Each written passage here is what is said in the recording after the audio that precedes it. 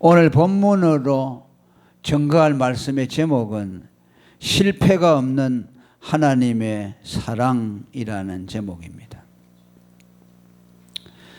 7절에 보면은 하나님이여 주의 인자하심이 어찌 그리 보배로우신지요 라고 말씀합니다. 여기 주의 인자하심이라고 하는 말씀은 정확한 번역으로는 실패할 수 없는 사랑이라는 뜻입니다. 하나님의 인자하심은 그의 실패할 수 없는 사랑으로 우리에게 나타난다는 뜻입니다. 영어로 unfailing love라고 되어 있어요. 한글 번역하고는 좀 많이 다르죠. 인자하심, 실패할 수 없는 사랑. 서로 좀 매치가 안 되는 거죠. 그런데 정확한 번역의 뜻이 그렇게 되어 있습니다. 실패할 수 없는 사랑이라는 것은 그 사랑이 결코 중단됨이 없다는 거죠. 사랑하다가 말거나 중단되거나 또 그 사랑이 변하거나 하지 않고 영원히 계속된다는 뜻입니다. 그 사랑은 절대로 실패될 수 없는 사랑이죠. 하나님의 사랑이 그러하다는 것이죠. 하나님은 한번 우리를 사랑하시면 중단이 없어요. 사람처럼 뭐 변하거나 바뀌거나 그냥 마음에 좀 좋으면 우리 영원히 살자고 다짐하지만은 그만 중간에 변해지면 남남으로 돌아서 그러죠. 그건 사랑이라고 할 수 없죠. 하나님의 사랑은 절대로 실패할 수가 없습니다. 고린도전서 13장 8절에도 사랑을 정의하면서 사랑은 언제까지든지 떨어지지 아니한다라고 말합니다. 예언도 피하고 방언도 거치고 지식도 피하지만 하나님의 사랑은 절대로 끊어지지 않는다. 우리에 대한 하나님의 사랑이 그러하다는 말씀입니다. 시편 136편에도 하나님의 사랑의 영원함을 노래합니다. 전장이 하나님 사랑의 영원성을 말합니다. 하늘의 하나님께 감사하라. 그 인자하심이 영원하리로다. 홍해를 가르신 이에게 감사하라. 그의 인자하심이 영원함이로다. 계속 1절부터 마지막 절까지 하나님의 사랑의 영원함을 노래하고 있습니다. 하나님의 사랑이 이렇게 변함이 없다 하는 것은 그 사랑이 그리스도 안에서 주어지는 값없는 사랑, 무조건적인 사랑이기 때문입니다. 조건이 있다면 사랑은 영원할 수 없습니다. 또 그것이 무슨 대가를 지불하는 사랑이라면 대가를 지불하지 못할 때에는 그 사랑이 중단되겠죠. 그러나 하나님은 그리스도 안에서 우리를 사랑하실 때 무조건적이고 값없는 일방적인 사랑을 하셨습니다. 그래서 로마서 8장 39절에 그리스도 예수 안에 있는 하나님의 사랑은 끊어지지 않는다. 하나님의 사랑이 왜 끊어지지 않느냐? 그 사랑이 그리스도 예수 안에 있기 때문이라고 말씀합니다. 그러면서 이 주의 실패할 수 없는 사랑이 어찌 그리 보배로우시온지요 라고 고백하고 있습니다. 곧 실패할 수 없는 사랑은 너무나 보배롭다는 말씀이죠. 하나님이 우리를 향한 그 사랑이 실패되지 않는다는 그 사실이 우리에게 너무나 보배롭다는 말씀이죠. 왜 그렇습니까? 우리에 대한 사랑이 중단이 없기 때문에 우리의 구원의 보장이 되죠. 우리를 살게 하죠. 어떤 경우에도 우리는 하나님의 버림을 받지 않는다는 약속이 그 안에 보장되어 있기 때문입니다. 이보다 더 보배로운 것이 어디에 있겠습니까? 그것이 오늘 우리 존재의 기반이 되죠. 우리가 살아가는 힘이 되죠. 하나님의 사랑, 나에 대한 하나님의 사랑은 영원히 끊어지지 않는다는 이것이 나를 살게 하지요. 아멘. 나를 소생하게 하는 힘이 됩니다. 내가 넘어졌다가 다시 일어날 수 있게 하는 힘이 됩니다. 나의 존재 기반이 되는 거죠. 그러니까 그게 보배죠. 우리 삶에서 보배를 말하라고 한다면 뭐 우리가 금이나 은이나 그것이 보배가 아니라 나에 대한 하나님의 사랑이 끊어지지 않고 영원하다는 사실이 우리에게 보배라는 말씀이죠. 여기 보배라는 말도 다른 번역에는 값을 매길 수 없을 정도라는 뜻입니다. 그 영어 표현에 priceless라고 되어 있는데 이 말은 값이 없다는 뜻이 아니고 값을 매길 수 없을 정도로 귀하다고 할 때 그런 단어를 씁니다. 도무지 이것은 값으로 매길 수가 없다. 그럴 정도로 보배롭다는 뜻이죠. 오늘 저와 여러분이 이러한 사랑을 받았습니다. 이 사랑을 받은 사람은 보물을 가진 사람이죠. 값을 매길 수 없을 정도의 보배를 가졌다고 말할 수 없습니다. 그리스도 안에 있는 실패할 수 없는 주님의 사랑이 우리의 허물과 죄와 결점이 있음에도 불구하고 하나님은 우리를 끝까지 용납해 주시고 우리의 허물 때문에 그 사랑이 중단되거나 중간에 끊어질 수 없다는 것을 말씀했습니다. 그리고 그 실패 없는 사랑을 믿기 때문에 우리로 하여금 그의 날개 그늘 아래 피할 수 있도록 용기를 갖다 줍니다. 그죠? 7절에 계속해서 말씀합니다. 인생이 주의 날개 그늘 아래 피하나이다. 하나님의 사랑은 영원 불변 중단이 없는 보배로운 사랑이기에 우리는 그분을 믿고 그분의 날개 아래 피할 수가 있는 것이죠.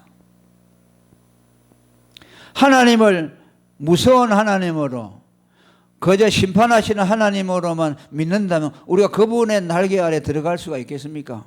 못 들어가죠.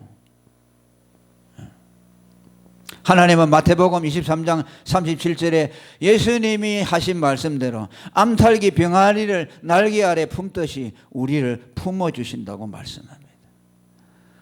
독수리나 이런 사나운 짐승이 병아리를 채워가려고 할 때 그 어미는 날개를 펴서 그 병아리 새끼들을 자기 날개 아래 간수합니다. 독수리가 그 암탉을 쪼아서 피가 나서 죽을 지경이 돼도 그가 품고 있는 병아리를 놓지 않는다고 합니다. 하나님의 사랑이 그러하다는 거죠.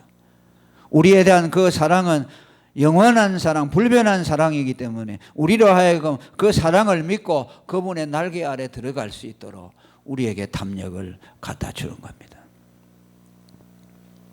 만일 하나님의 그러한 사랑이 보장되어 있다면 우리는 하나님께로 피할 수가 없습니다. 그분이 우리를 공의로 대우하신다면 우리는 그분에게 피할 수 없습니다. 왜? 그분에게 가봐야 더 무서운 거죠. 자, 우리가 세상에 살면서 어려운 일을 만날 때 하나님에게로 피해가는데 그 하나님이 무서운 하나님이라면 그건 더 무섭죠. 세상에 두려운 게 있어가지고 피하는데 도둑을 피하면 강도를 만난다고 그렇게 되는 거죠. 만약 하나님의 인자하심이 없다면요 그렇게 돼요. 하나님이 우리를 공의로 다스린다면 우리는 하나님 앞에 절대로 피할 수가 없어요. 그분이 나를 보호해 주고 나를 품어 주실 것이라는 믿음을 가질 수가 없죠. 하나님께 피하는 것은 마치 저주를 받으려고 달려가는 것과 같습니다. 실제로 하나님은 무서운 하나님이시죠. 죄인들을 공의로 다스리시는 하나님입니다. 사무엘하 6장 7절에 우리는 우사가 하나님의 법궤를 손대다가 그 자리에서 즉사한 것을 알고 있습니다.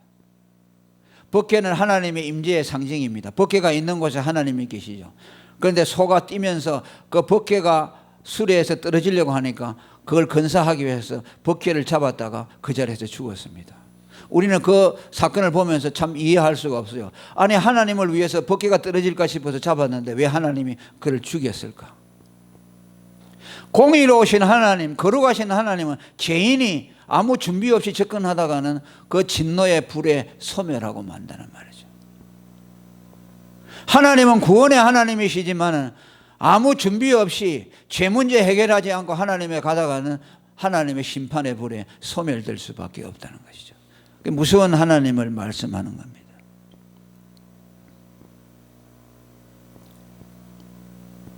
그래서 하나님은 죄인을 만나줄 때는 반드시 약속한 한 장소 외에는 만나주지 않는다. 그곳이 성전 안에 있는 지성소죠. 유일한 곳이죠. 하나님이 인간 세계로 내려오실 수 있는 곳은 그 한 곳뿐입니다. 그곳에서만 대제사장과 만나줍니다. 대제사장은 어떤 사람입니까? 정결의식을 해서 하나님 앞에 제사를 드리고 그를 정결하게 만들었죠.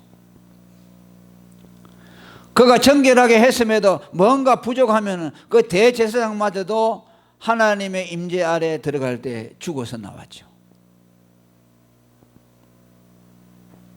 그래서 한 곳만 지성소에 법궤 위에 속죄소, 검으로 입힌 판, 그 위에 송아지의 피를 뿌려놓은 그곳에만 하나님이 임재하시는 거예요. 그곳에서만 대제사장을 만나주시고 백성들을 향해서 그곳에서 제사장에게 말을 해주는 거예요.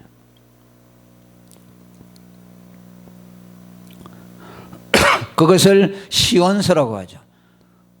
하나님의 은혜가 있는 보좌라는 뜻이죠. 그곳에만 하나님의 심판이 없는 곳, 그곳에서만 하나님이 죄인을 만나도 죄인이 죽지 않는 곳, 그래서 그것을 시온자, 시온소라고 그렇게 말씀합니다. 그러니까 지난 시간에도 말씀을 드렸습니다. 인간은요, 하나님이 없어서도 멸망하고 하나님께 나가다가도 멸망하는 거예요. 참 딜레마죠. 하나님께 안 나가면 어떻게 됩니까? 그 하나님과 단절되어 있으니까 하나님의 생명이 들어오지 않으면 그는 심판받아서 멸망당하는 거죠. 또 하나님께 나아가다가 하나님의 불에 소멸되는 거예요. 그러니까 하나님께 안 나가도 심판받고 하나님께 나아가도 잘못 나가면 하나님의 심판을 받는 거죠. 그 뭐 우리말로 하면은 뭐 뜨거운 감자죠. 하나님이.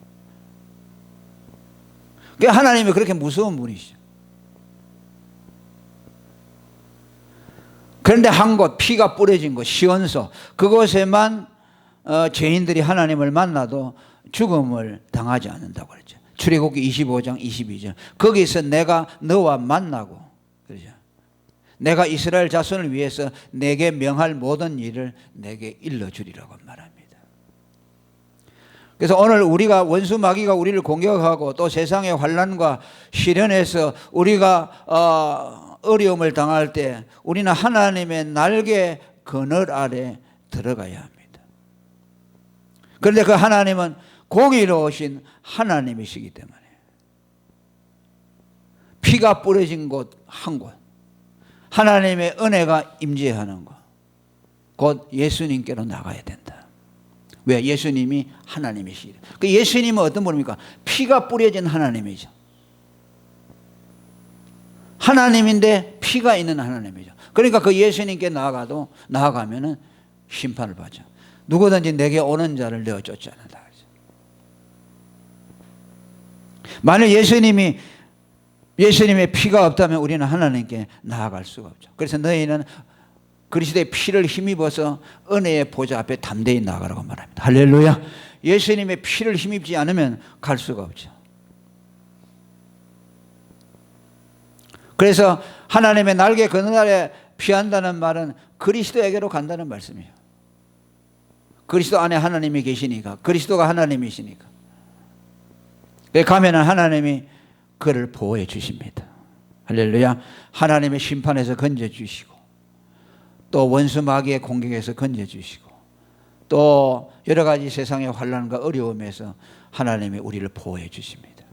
그분의 넓은 날개로 우리를 품어주십니다. 할렐루야. 암탉이 병아리를 품듯이, 그래 네가 고생한다, 내가 너의 어려움을 안다, 너의 아픔을 안다 하시고 하나님이 그 인자하신 팔을 펴서 우리를 안아주시는 거예요.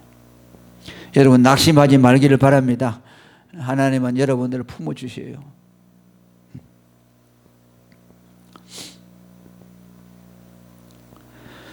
그리고 이 주님의 날개 사랑의 품 안에는 최상의 만족이 있다고 말씀합니다. 주님의 사랑의 품에 들어가면 주님의 집에 살찐 것으로 풍족하다고 8절에 말씀합니다.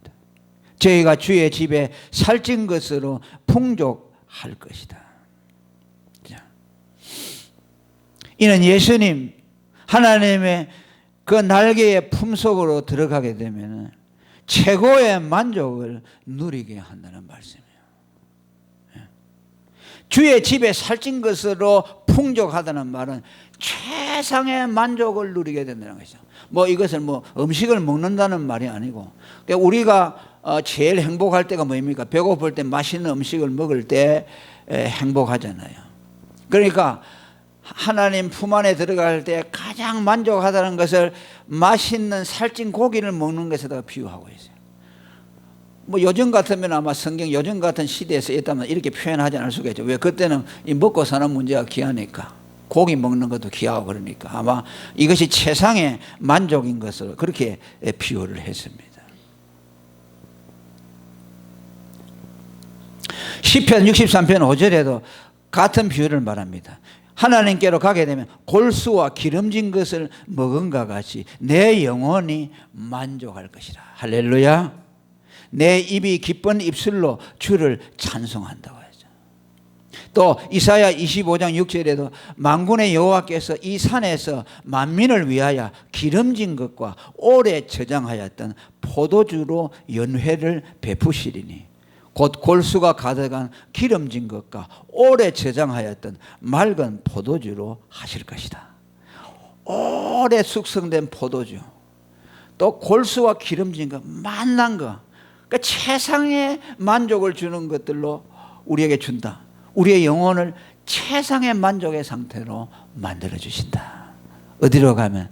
하나님의 날개 그늘 안에 예수님에게로 가면은 그렇게 해 주신다는 말씀이죠. 우리가 경험하는 바죠. 세상에 뭐 만족할 거 어디 있습니까? 네. 맛있는 거 먹어봐도 뭐 순간이고, 조금 많이 먹으면 배탈 나고, 그죠? 그 뭐 먹는 것도 한순간 조금 뭐 기쁨이지만은 그래요. 또 살만 찌고 뼈만 나오고. 그러니까 이 세상은 만족이 없죠. 사람도 만족을 줍니까? 사람도 만족하죠. 아무리 사람이 사랑을 하더라도요, 조금 오래 있으면 또 사람은 그래요. 그러나 하나님은 언제나 함께 해도 질리지 않잖아요. 그죠? 하나님 질리는 거 봐서요, 안 질리잖아요. 우리가 평생을 믿고 오지만 하나님 질리는 법이 있습니까? 없지요. 더 사모되고 더 가까이 가고 싶고 더 그분의 사랑을 받고 싶은 것이죠. 그분에게만 완전한 만족이 있기 때문입니다. 요한복음 6장 35절에 내가 곧 생명의 떡이니 내게 오는 자는 결코 줄이지 아니할 터요. 할렐루야. 곧 예수님의 살과 피를 우리에게 주심으로 우리의 영혼을 만족하게 만들어준다는 거죠. 나를 믿는 자는 그 배에서 생수의 강이 흘러 넘치리라고 말씀합니다. 그리고 8절에 계속해서 말합니다. 주께서 주의 복락의 강수로 마시우리이다 그랬어요. 요한복음 6장 35절에 나를 믿는 자는 영원히 목마르지 아니하리라. 이 복락의 강수는 물에다가 비유되고 있죠. 그러니까 고기와 물이죠. 고기와 포도주. 이게 이제 잔치의 중요한 요소고 또 우리가 생존하기 위해서 먹는 가장 중요한 요소죠. 양식과 물이죠. 그래서 예수님을 뭐라고 했죠? 내 살은 참된 양식이요 내 피는 참된 음료로다. 우리에게 만족을 주는 주님의 살, 또 우리의 영혼에 물을 공급하는, 영혼의 생수를 공급하는 예수님의 피, 이것이 진정한 우리의 양식과 음료라는 것이죠. 그 예수님 말씀한 대로 사람이 떡으로 살 것이 아니요 하나님의 입으로 나오는 모든 말씀으로 산다는 뜻이죠. 이 복락의 강수는 좀 더 비약해서 말하면은 평강을 상징한다고 볼 수 있어요. 우리가 부르는 내게 강 같은 평화. 그러죠. 예수님의 보혈의 은혜가 우리에게 임하면 우리 마음속에 평안이 오게 되죠. 두려움이 사라지게 되고 걱정이 사라지게 되고 메마른 우리 심령, 사막과 같이 쩍쩍 갈라진 우리의 영혼이 예수님의 은혜의 생수가 우리에게 부어지면 우리의 영혼이 기름지고 우리의 영혼이 아주 충만해지는 것을 경험합니다.